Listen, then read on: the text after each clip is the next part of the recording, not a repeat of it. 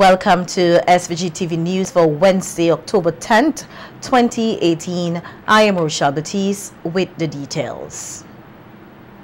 Residents in North Windward will now have better access to emergency supplies with the completion and stocking of a brand new satellite warehouse at Noel Sandy Bay.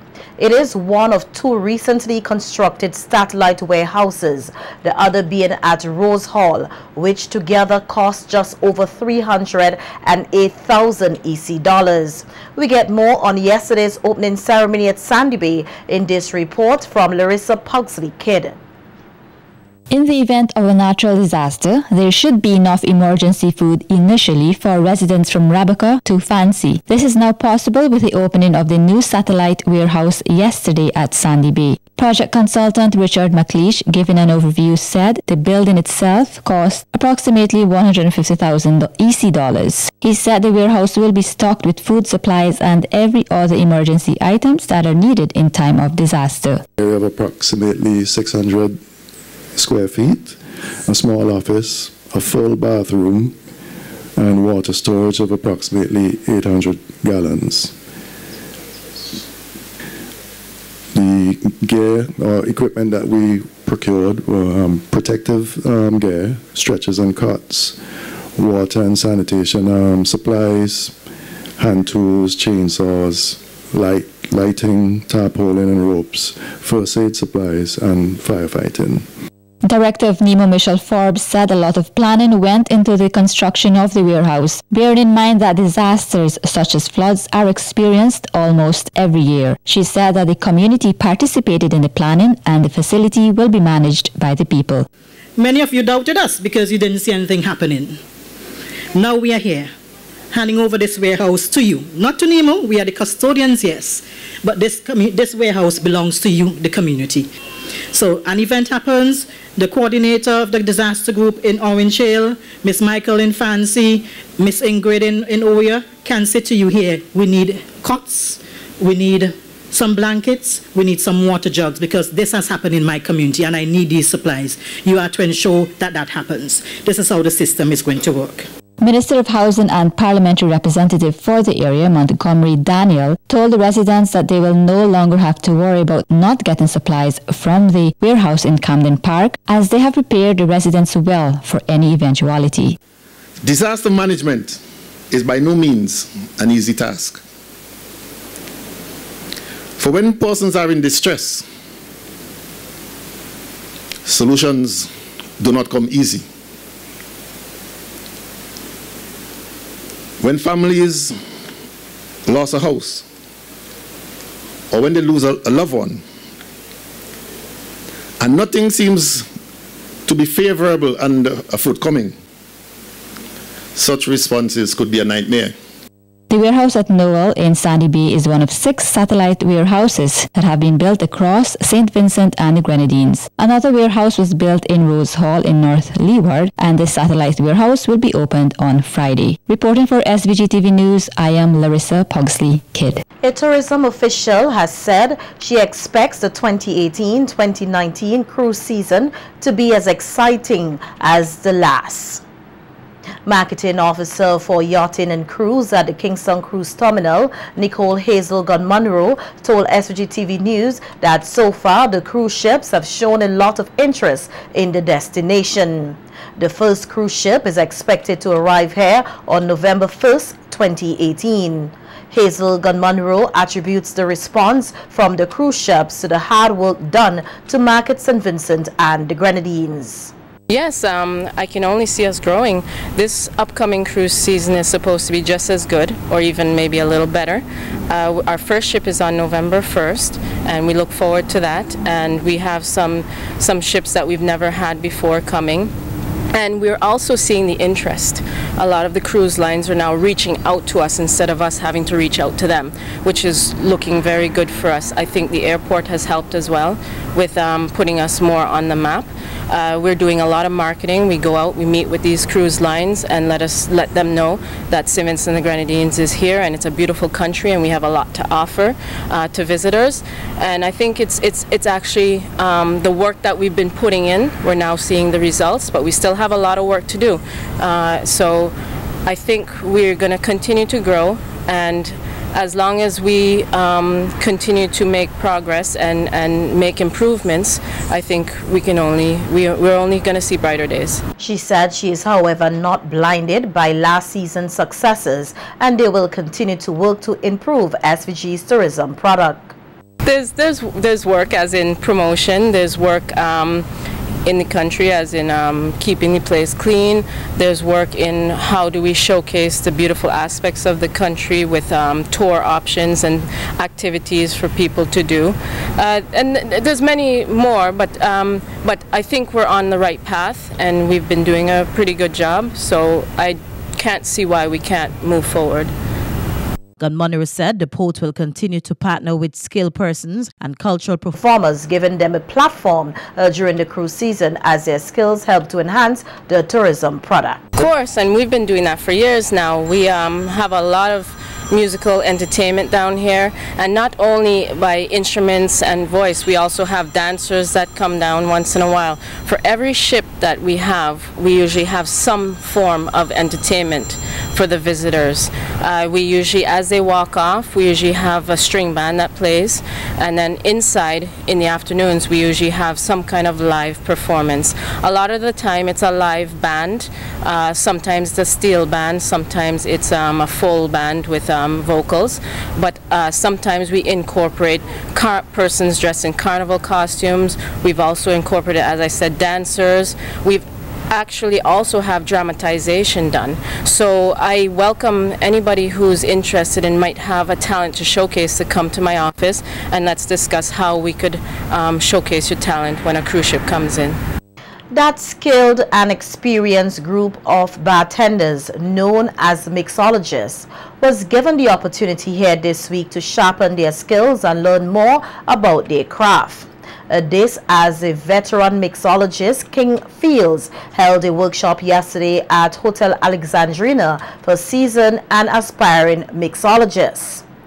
Mixology is recognized globally as a unique talent of creating mixed drinks, and many mixologists apply their craft in the local hospitality sector. Fields said the workshop provided an avenue for him to impart his knowledge to the next generation of mixologists and create a nationwide standard for the profession. That are, taking their craft seriously, who want to make something of themselves. Places like VJs in Kingston, they want to take things to a different level, So it's not about just hoteliers or hotel bartenders. We want to make sure that all the bars here in St. Vincent are on the same page. It's not about just about the restaurants or the hotels. We want to make sure all the little bars here and there are on the same page. So you're trying to create a symmetry. Yes, standard. Yes. Everybody have the same standard in terms of creating their cocktails, Fields said the workshop brought together professionals from a wide cross-section of businesses and helped foster a sense of pride among mixologists. You go around to different bars here in St. Vincent and you will hear everybody calling themselves mixologists, but they don't have an idea of what a mixologist or what a mixologist is supposed to be doing behind a bar. Right? Mixologists basically create cocktails or put a new spin to cocktails. Now, even though you might put a spin to those cocktails, you have to first understand that these cocktails are not just cocktails for you alone to be doing, because everybody at that establishment have to understand how to do these cocktails, and everybody have to be on the same page. Mixology is not something you keep for yourself. It's something that you share with others. Even your customers that comes into the door, you have to share with them what mixology is, because they have to have an understanding of what they are drinking and know where it derives from. On October 23rd, 2018, when the Everything Vinci Expo opens, one regional country will be among CARICOM states that will be showcasing its products for the first time. Guyana will be putting itself in the spotlight at the week-long Vinci Expo, and its honorary consul to St. Vincent and the Grenadines, Nigel Russell, is facilitating the visit. The Guyanese team will be displaying a range of products not found on the local market. We hear more in this report. With just over a week left before the opening of the Everything Vinci Expo, organizers are preparing for the overseas delegations who will be part of the exhibition here. Guyana's honorary consul to SVG, Nigel Russell, has confirmed that a 7-member team is expected from that South American country to be here for the 6-day exposition later this month. He said that the government of both countries are working together to have the exhibitors here. I'm informed that the all persons who came before, but privately. But this is the very first time that under this Guyana Small Business Bureau, they are coming to showcase some of their products. Showcased include Guyanese barbecue sauces, leather and wood products, as well as cassava byproducts. One is bringing cassava pone. We don't grow a lot of cassava here as far as I'm told. Cassava bread, casrip. Much of these things there have been asked so many different times over the years. We'll be showcasing some of those things there. We have a woman who has done something that blew my mind. She's bringing pens made out of wood and pencils in Guyana. So you don't have to import Guyana. Guyana has reduced importing pencils because she's making pens and pencils out of local hardwood. So, other than the fact that we're bringing these products for the very first time here, we've been careful in trying to select what we don't want to compete with the market. The Everything Vinci Expo is also expecting exhibitors from St. Lucia, Barbados, Trinidad and Tobago and Antigua, including buyers from Taiwan as well as Brazil. Everything Vinci Expo opens on October 23rd and runs until the 28th. Invest SVG is projecting to have 120 booths at the expo, which will be mounted at the Geest Shed Terminal. Reporting for SVG-TV News, I am Larissa Pugsley-Kidd. The overall health of the youth must be preserved if they are to become productive members of society in the future. So said Acting Senior Nursing Officer at the Mental Health Rehabilitation Center, Sister Elizabeth Medford, as the institution held a youth symposium today. The symposium was part of activities to observe World Mental Health Day under the theme Young People and Mental Health in a Changing World. It brought together young persons from health, education and other sectors in hope of creating dialogue among the youth on issues related to mental health. Sister Medford said the environment in which young persons live today greatly impact their mental health. She said today's symposium served to provide awareness on the range of signs and symptoms related to mental health. Lately, there is a growing recognition of the importance of helping young people build mental resilience from the earliest ages in order to cope with the challenges of today's world. Evidence is growing that promoting and protecting adolescents' health bring benefits not just to adolescents' health, both in the short and long term, but also to economies and society, with healthy young adults able to make greater contribution to the workforce, their family, and community and society as a whole. Today, mental health, we are making sure that we involve you in this symposium today so that we can give you the knowledge and the skills that you need to help us to go out and be ambassadors for mental health.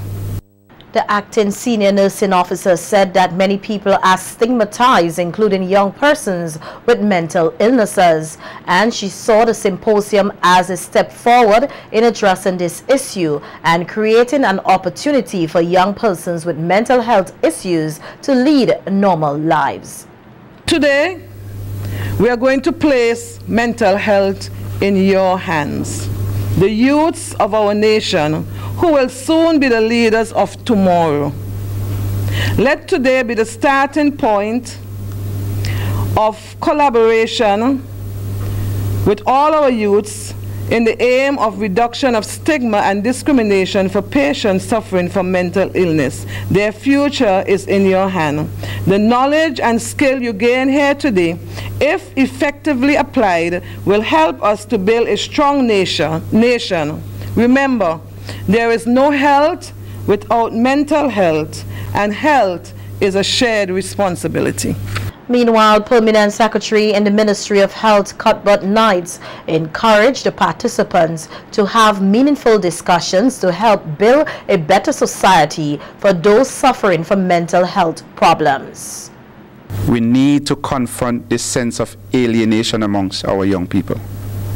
We need to confront this issue of bullying, of being overly aggressive in schools. We need to deal with it.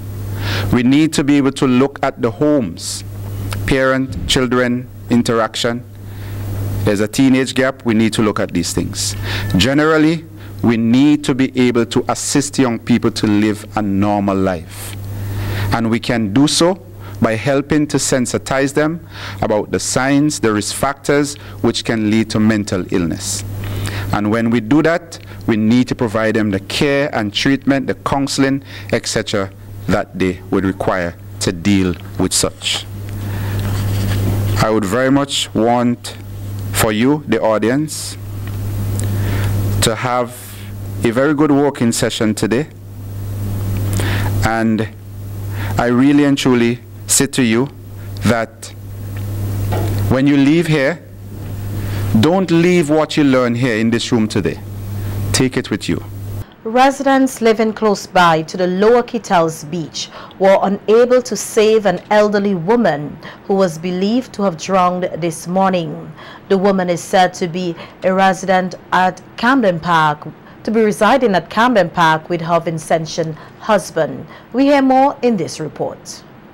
The body of Nightcrab Patterson, who is said to be in her mid-70s, was removed from the Lower Kettles beach this morning around 8:30 by a resident who lived on the shores of the beach.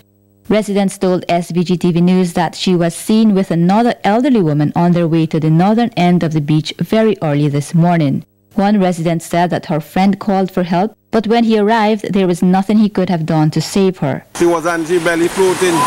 When I saw she anti-belly floating, I said the lady died already. I think was on. So she died already. No, she was only floating on the water.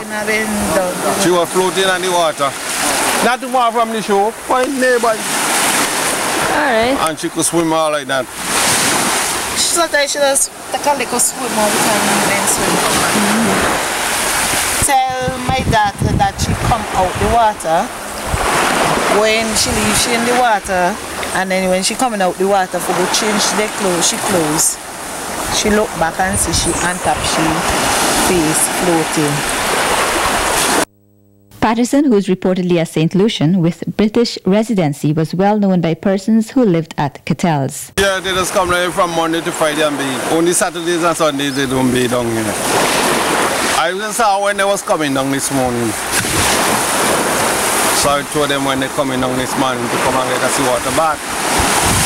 Then she came down around after 6 to the beach, and she told, I was there sitting, and she told me and my children good morning.